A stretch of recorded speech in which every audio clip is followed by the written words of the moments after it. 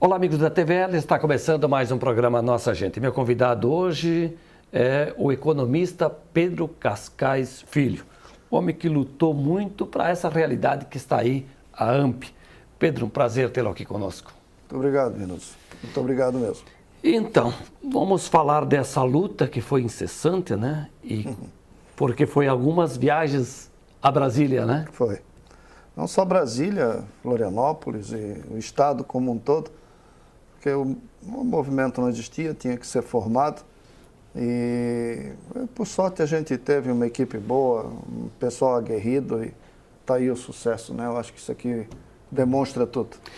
Pedro, como é que surgiu essa ideia da AMP? Porque no começo nem era AMP, né? Era Simpef. Não, nós éramos uma diretoria da CIB, né? Trabalhávamos dentro da CIB. E tínhamos na época nem se falava microempresa, era pequenas e médias empresas, uma diretoria da pequena e média empresa.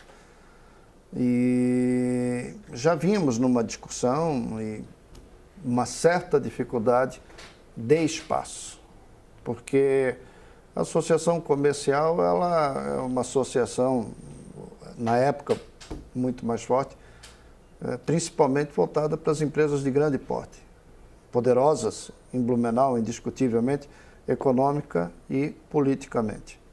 Então a gente era meio que um estranho no ninho e a gente se sentia desconfortável com esse aspecto.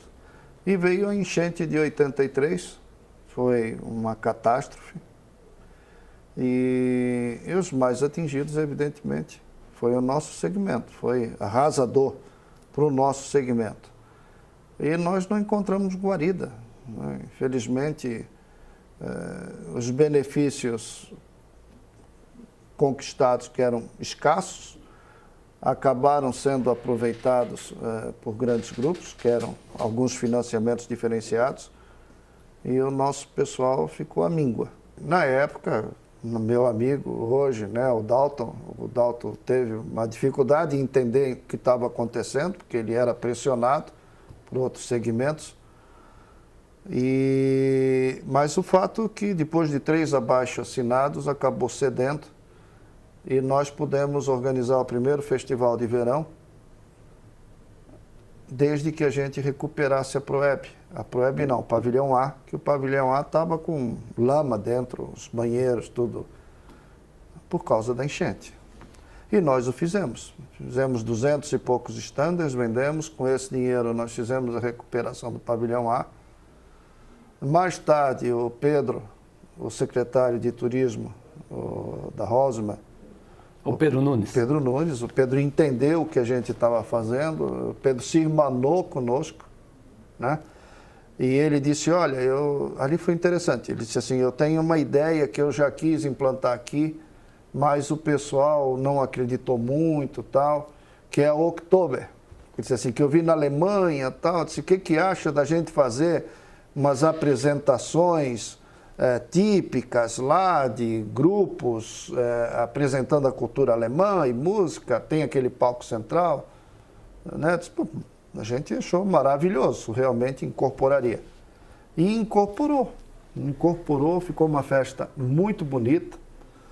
Na época só uma empresa de porte topou vir conosco, foi a Postals, pegou o stander central, né? E a feira foi um sucesso. E aquilo convenceu o Pedro, deu argumentação para o Pedro, que a Oktober seria um sucesso, como de fato foi, né? E aí, dali ele passou, não parou mais, ficou em cima disso e contactando e fazendo até que veio a primeira Oktoberfest. Que foi em 84, né? Que foi em 84. Depois da grande enchente de 83, e aí vem a enchente de 84 ainda, né? Exatamente. E aí não teve como transferir o início da Oktober e o projeto da AMP. Da AMP. Começou ali, 29 de março de 1974. A necessidade da gente se formalizar, né? Porque aquilo criou um ambiente muito ruim, muito pesado na época com a associação. Né? A associação comercial entendeu que a gente estava extrapolando e tal, e ficou difícil para a gente. Hoje nós temos um relacionamento bom, né? Com certeza, mas na época foi difícil. Sabe como é que é começo, né? Começo é complicado. E até é compreensível porque muitos daqueles que faziam parte lá acabaram buscando um outro caminho, né? E aí, claro, né? Ninguém quer perder cliente. Ninguém quer perder, e a Simpev cresceu muito. Veja bem, a Simpev, com o seu sucesso, ela passou a filiar pessoal de todo o Médio Vale, né? Ela chegou a quase 5.000 associados pagantes. Tá? Depois, nós sentimos a necessidade de formar a Federação de Santa Catarina, até porque era uma coisa exaustiva. Nós tínhamos a Simpev Rio do Sul, né? A Simpev Itajaí, a Simpev em Dona Ema, a Simpev em Ibirama. Cara, eu num ano, o meu carro, foram 78 mil quilômetros. Né? Agora me diga qual era o carro, né? Porque naquela época... Na época era um Passat, né? E a gasolina por minha conta, porque nós pagávamos as nossas despesas. A entidade não tinha dinheiro para isso, a gente estava em formação. Aí nós resolvemos dividir e formamos as Simpevs locais. Aí criou-se a Simpev de Blumenau, a Simpev de Gaspar, a Simpev de Itajaí, e formamos a federação que foi a FAMPESC. Agora, Pedro, especificamente aqui em Blumenau, o micro, pequeno empresário, entendeu assim desde o começo essa proposta? Não, veja bem, na época, a própria ideia da microempresa, para alguns era tido como algo incômodo, né? Humilhante. O cara ser classificado como microempresário ou empresário de microempresa, para ele era algo como ser insignificante e tal. E a sociedade até via isso, né? A sociedade entendia que o cara pequeno, empresário, isso é cultural, isso é uma questão cultural. Porque era pequeno, porque era incompetente, não conseguia entender que todo mundo foi pequeno um dia. Mesmo as grandes empresas de Blumenau, quando os seus patronos, os seus idealizadores chegaram, muitos chegaram da Alemanha, eles chegaram aqui como sapateiros, carpinteiros, sabe? Pessoas artesãos. E deu certo, o país precisava, tal, foi dando certo, foram competentes e cresceram, ficaram grandes. Então, a gente sempre defendeu, e o nosso símbolo era uma vela com uma mão protegendo, né, dizendo que o pequeno era uma châmara efêmera, precisava ser protegido. A ideia de que você não pode tratar os diferentes como iguais. Ou seja, você não pode tratar o Zé das Quantas, que tem um barzinho, que tem uma confecção pequena, ou sei lá, uma empresa de serviço, como uma grande empresa. Ele tem que ter um tratamento diferenciado. Mas hoje a AMP orgulha não só quem faz parte dela, mas a cidade num todo. O senhor foi o primeiro presidente da entidade e acabou sendo presidente da Federação? Eu ia dizer da Federação. É a primeira entidade do Brasil. A Simpev é a primeira associação de micro e pequena empresa formal do Brasil e independente. Porque houve entidades que nasceram dentro do SEBRAE. A nossa não. Ela foi independente. Nada contra o SEBRAE, nada disso. Mas isso é importante porque a gente aconteceu e cresceu em cima do nosso próprio esforço. Né? Do esforço dos companheiros, da doação dos companheiros, porque todos, e até hoje, né, não se recebe salário, sempre se trabalhou por amor à causa, né? E pensando em uma entidade que realmente defendesse o segmento. Nós nascemos desse jeito e é assim na maior parte do Brasil. E hoje nós estamos no país inteiro e, nossa, somos centenas de entidades do Brasil afora. Né? Eu fui o primeiro presidente da primeira associação do Brasil, que é a Simpev, o primeiro presidente da primeira federação do Brasil, que foi a FAMPESC, que foi a primeira federação também, e fui o presidente da Confederação Nacional da Micro e Pequena Empresa, por 3 mandatos, que foi formada pela junção das entidades no Brasil. Tinha estado, já tinha federação organizada, tinha estado que tinha só 2, 3 unidades.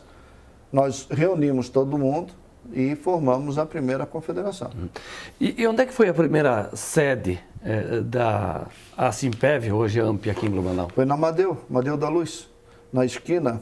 Ali era uma casa baixa de tijolinho, né? Acho que o edifício Atenas fica ao lado. Na época, nós alugamos, eu aluguei, né? E formamos a nossa sede ali, era uma casa boa, tinha bastante espaço, mas fomos atingidos até quase o teto pela enchente de 84. Mas ali não é a Paulo Zimmermann? Paulo Zimmermann. Amadeu não, Paulo Zimmermann. Desculpe, eu estou trocando as bolas, perdão. Então, Paulo Zimmermann, é isso mesmo. E depois, com o passar do tempo, a sede foi transferida mais aos fundos, aí numa transversal da Paulo Zimmermann também? Foi, exatamente, uma casa de 2 andares, né? Na Sete também? Isso, e num trabalho que eu considero assim fantástico, maravilhoso, que foi fruto de várias diretorias, né? Mas foi a junção, alguns com mais mérito, outros menos. Hoje nós estamos nessa sede aqui que, nossa, é uma sede de primeira linha, sede de primeiro mundo, né? E com uma equipe que está aí, né? Você pode ver, trabalha muito bem. Deve orgulhar e muito os associados. E como? E para a cidade também ter uma sede, que foi uma luta de muita gente, né? Claro. E eu acho que o pessoal tem que ter noção disso. Tem que ter noção que para cada mesa que está aqui, cada cadeira, cada divisória, né, teve muito trabalho. Muito trabalho. Algumas coisas, claro, conseguiram através de convênios com o município, com o Estado, né? Houve parlamentares que abraçaram a causa, que ajudaram, prefeitos e tal, mas para chegar a isso foi feito um trabalho político, um trabalho de muita reunião, muita conversa, muito convencimento, né? E hoje está aí. Eu acho que essa sede, a entidade hoje realmente, ela é muito importante não só para Blumenau, mas para Santa Catarina, não tem dúvida disso. Pedro Cascais Filho é o nosso entrevistado hoje no programa Nossa Gente. Nós vamos fazer um breve intervalo. Fique ligado porque logo, logo estaremos de volta. Até já!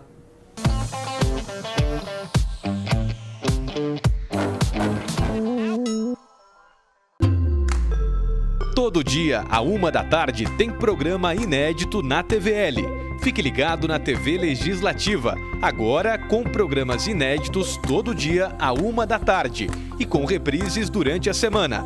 Programação completa no site da Câmara.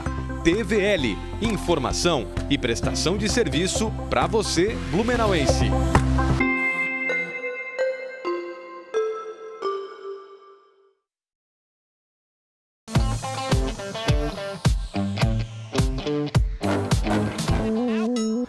Estamos de volta na sequência do programa Nossa Gente. O meu entrevistado hoje é o economista Pedro Cascais Filho, o mentor e depois virou presidente da Simpev, hoje AMP, Federação, Confederação Nacional, e hoje os micro e pequenos empresários têm essa entidade aí como parceira pelo Brasil afora.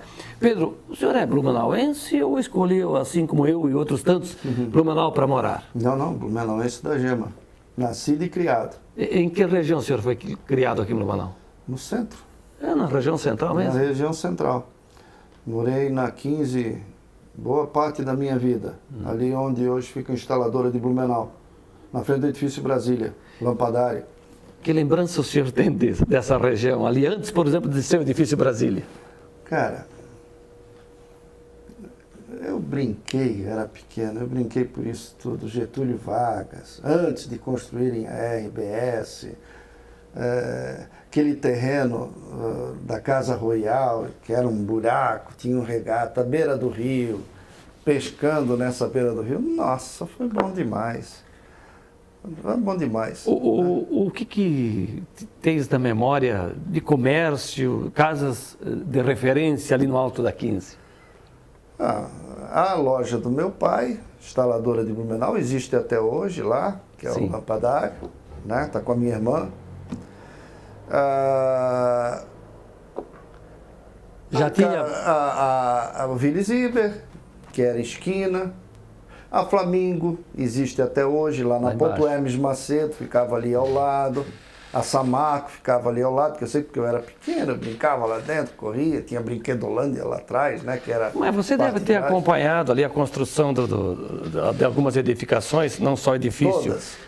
Do edifício Brasília, Banco do Brasil, todos os prédios da Rua 15 eu acompanhei e curtia isso, né, cara? Certamente a prefeitura também. Também, com certeza. Vi quando o Renato fez a construção da prefeitura, foi um marco. Indiscutível, foi um marco.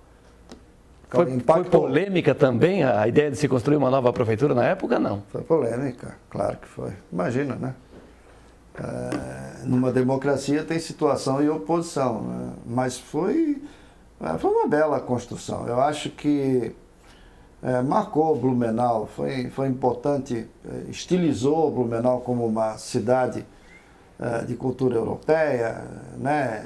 Germano-itálica, vamos dizer assim, né? Mas principalmente germânica. E foi muito importante. Pois é, mas antes da prefeitura ali tinha o que era ali, uma estação? Era a rota do trem? Acho que era a rota do trem, sim, da estrada de ferro, eu nem lembro, mas eu brincava lá. Se bem que isso faz mais tempo, né? Não, eu peguei essa época, eu brincava na estrada de ferro. Eu estou com 62 anos, né, meu? Estou só jovem assim, ainda, né?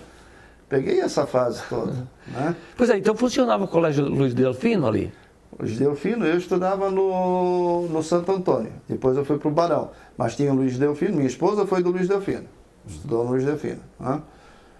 Tinha o Luiz Delfino, na época eram tudo colégios de excelência, né? Pois é, o Luiz Delfino que ficava ali do ladinho da prefeitura. Isso, que hoje depois mudou para a Rua São José. Isso. E por falar nos estudos, Santo Antônio, depois FURB? Santo Antônio, depois Barão do Rio Branco, Barão primeiro, Santo Antônio depois, e depois eu fui para Curitiba fazer escola técnica. E de lá eu ia fazer arquitetura. Estava me preparando para fazer arquitetura. Mas aí minha mãe, meu pai faleceu muito cedo, eu era novo, né?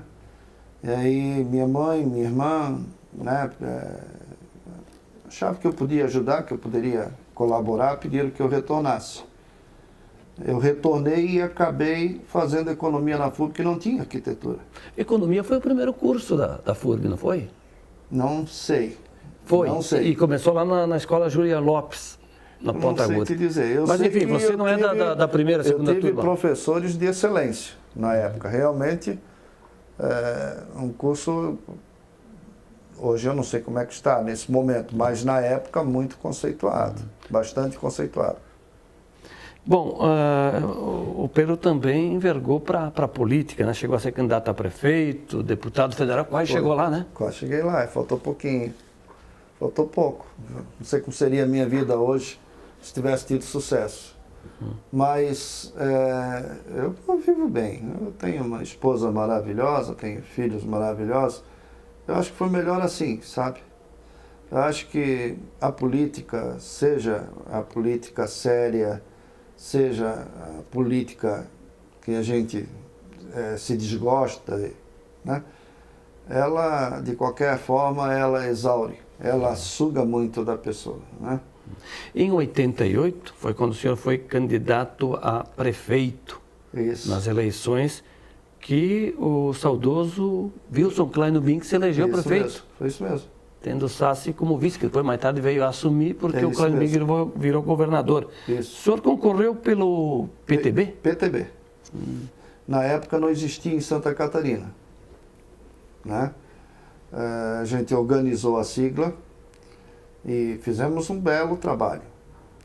Aí depois, em seguida às eleições, a gente já se desgostou durante a campanha, né, pelas questões todas. Todo o nosso grupo, todo o diretório e basicamente toda a executiva, acho que 99%, nós integralmente passamos para o PDT. E no PDT eu fui a segunda maior votação do PDT em Santa Catarina para federal. Isso lá nas eleições de 90, né? Isso mesmo. 90. Bom, mas aí tinha como candidato a presidente, entre tantos, Brizola. o Brizola. E você Isso foi um mesmo. cabo eleitoral aqui no estado. Né? Foi. E ali, o que faltou? Quantos votos para chegar? 600. Acho que 600 ou 800 votos, uma coisa assim. Bem pouco. Pouco mesmo, né? Pouco porque a nossa campanha foi pautada nisso que está aqui, né? Micro, pequeno empresário, nós não tínhamos recursos, não tínhamos patrocinadores, né? Não tivemos uma campanha rica, né? Nós fizemos a campanha com 3 carros, 3 Passats, por coincidência. Eu te perguntei sobre a história do carro porque eram veículos bem diferentes dos de hoje, na né? Serra de São Bento, 30 dias antes. O segundo entrou num poste 15 dias antes. Aí nós terminamos a campanha com o carro. Uma piada. Mas foi bem, foi bonito. Eu tenho muito orgulho porque todos aqueles votos foram dados por convicção, né? Não foi votos por dinheiro, por compra, nada disso. Acho que faz parte do aprendizado. Foi a eleição, aqui no estado tinha candidato a governador, o PDT também, né? Era quem? O Vedequim? Nelson? É Vedequim. Vedequim. E o Fritz era a coligação Frente Popular. E o Fritz era o candidato a Senado. E depois... Que ninguém conhecia. Imagina você andando com o Vedequim e com o Fritz em Blumenau, né? Ninguém sabia quem era, né? Quer dizer, você tinha que apresentar, esse é o candidato a governador, esse é o candidato a senador. Ah, quem é? E aquela eleição foi vencida na presidência pelo Fernando Collor, né? Presidente da República. Foi pelo Fernando Collor. Fizemos uma campanha aqui muito forte. E vou te dizer o seguinte, já mostrava uma tendência em Blumenau. Por quê? Né? Porque no segundo turno, nós ganhamos em Blumenau, o Lula. Sim. Primeiro turno, o Brizola ganhou. E no segundo turno, o Lula ganhou em Blumenau com 18 mil votos de diferença em cima do Collor. Olha bem, uma cidade conservadora, já naquela época o Lula colocou 18 mil votos em cima do Collor no segundo turno em Blumenau. Pois aí 2 anos depois da eleição municipal, né, que foi vencida pelo Renato Viana, o senhor vai para um outro caminho e começa a trabalhar até que aí a esquerda ganha em Blumenau. Não é... Veja bem, eu não tinha intenção nenhuma de continuar, até porque empresário é muito difícil, né? Primeiro porque você depende dos teus clientes, né? Depende das pessoas. Aí pessoas por questões políticas ficam inimigas ou tal, e aí você acaba tendo problemas. Então eu havia decidido não participar. Mas aí um dia eu estava na rodoviária, estava voltando de São Paulo, indo a São Paulo, que eu fazia compras em São Paulo, em empresa, e eu encontrei o Décio. O Décio veio conversar comigo, ele me encontrou, que coisa é, Gascava, babá. E ali começou uma amizade e tal, houve uma simpatia, né, e gostei das colocações e acreditei nele. E aí passei a trabalhar o nome dele. Né? Primeiro deputado estadual. Mas aí em 96 o Décio se elege como prefeito, o Mafra vice, e o senhor, que foi então um desses articuladores de campanha... Virei chefe de gabinete. Foi isso mesmo.